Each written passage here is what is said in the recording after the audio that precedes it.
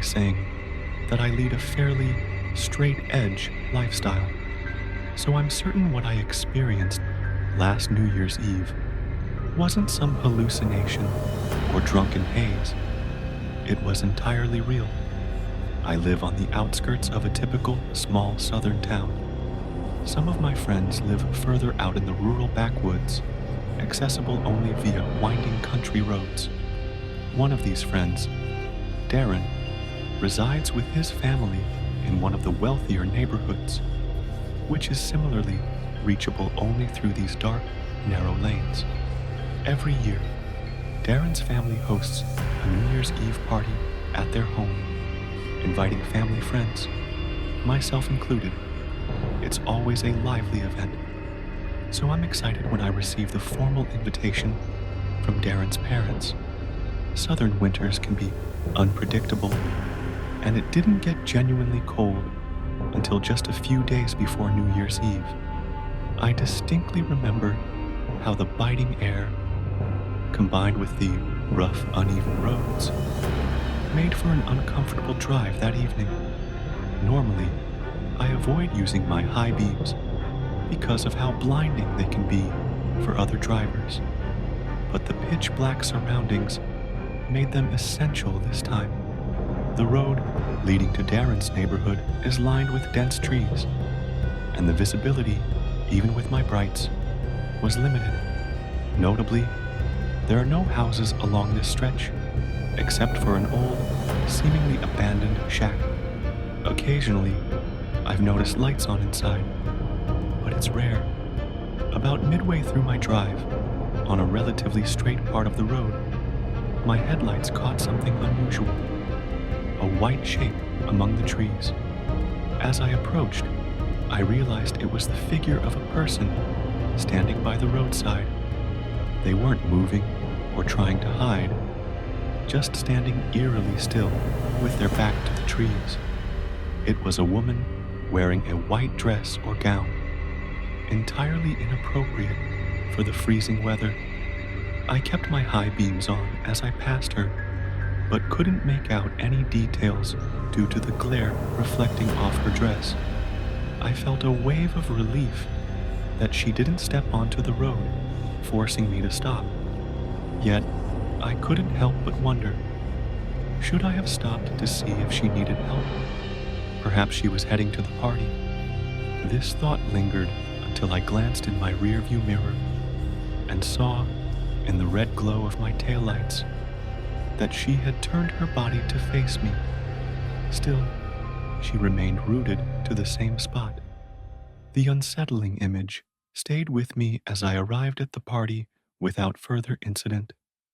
Darren's home was alive with activity, nestled in a large clearing among the woods. The festivities continued well past midnight, and by the time I left, the other guests had long since departed. As I started my car, a low tire pressure warning appeared on the dashboard. Given the sudden drop in temperature, I assumed it was a minor issue and decided to drive home the same way, avoiding the longer alternate route. A few minutes into the drive, something felt off. The sound of metal scraping against the road grew louder until my car came to a complete stop. Reluctantly, I stepped out to investigate. In the dim light of my phone's flashlight, I discovered all four tires shredded beyond repair, as if torn apart by claws. My mind raced. This wasn't an accident. The surrounding forest was deathly quiet. No wind, no wildlife, just an oppressive silence that made my skin crawl. Then, a twig snapped.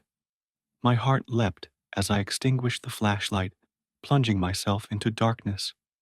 The rustling leaves and snapping twigs grew louder, signaling the presence of someone or something nearby. And then I heard it, a soft, chilling voice from the trees. She tracked me down so quickly after I left the party, it was unsettling. Given her injuries, I still wonder how she could articulate so clearly. Despite everything, I'll be going to Darren's house for New Year's Eve again this year, but this time I'll carpool and ensure we take the longer, safer route. When I was 26, I flew to San Diego for a short trip to visit a friend. On my return flight, which landed close to midnight, I opted for a taxi over ride sharing, as it was more economical. After giving the driver my address, he agreed to a $30 fare. He helped place my luggage in the back seat, and we set off. Initially, the journey seemed routine, though I caught him watching me in the rearview mirror more than once. Then he asked where I'd been and what I was doing in San Diego. His comments quickly became unsettling, especially when he remarked, "Is your friend as pretty as you?" and asked why I was traveling alone. I replied, maintaining a light tone, but his persistence began to worry me. As we neared my exit, he drove past it without slowing. When I pointed it out, he apologized and promised to take the next exit. I couldn't see his GPS, which only made me more uneasy. At the next opportunity, I clearly instructed him to turn, which he did, albeit with visible annoyance. Shortly after, he asked if I had a boyfriend. I immediately said yes and added that we lived together, hoping it would deter further questions.